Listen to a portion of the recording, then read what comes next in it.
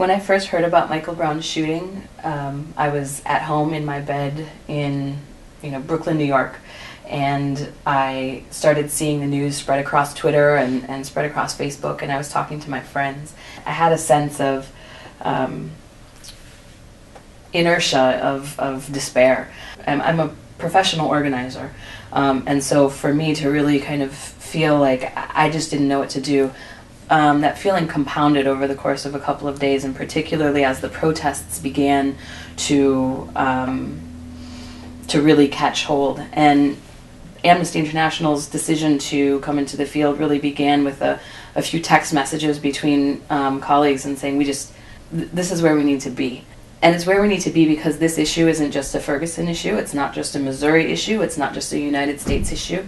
The reason that I'm called to action is because I see too much similarity between what's happening in Palestine and Ferguson and other places around the world where the militarized police and policing policies do not match the human rights laws and standards that we are accountable to, but also just the standards of dignity and justice that I think that we would all like to see in our communities. So what calls me to leadership or around these issues, it's the action of a group of people who want to be a part of the solution because they're part of the problem. They live in the problem.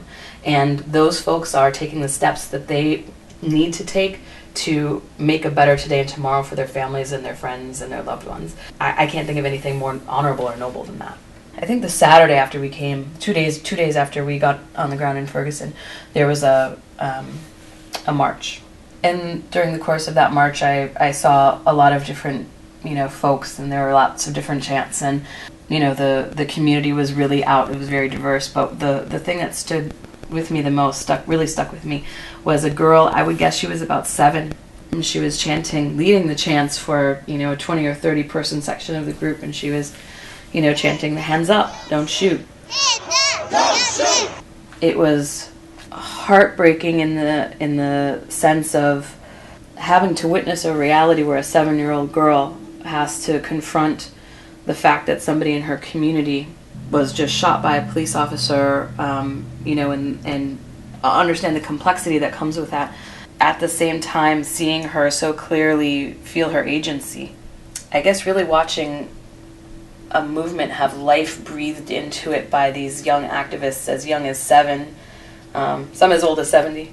Some folks were in wheelchairs. Some folks, were riding on people's backs. Some folks were walking. But really seeing the birth of what I think will be a very long and sustained movement was, kind of like seeing a dawn after a really long, tough night.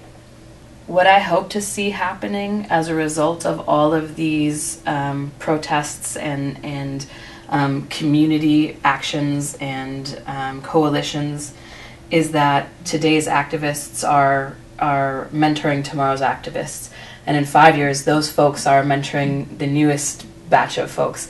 And then in 5 years' time, another, and then another, and then another, until what we have is a community of connected, well-trained, strategic organizers who are working to transform the communities of this country into the kind of future that we all want to live in.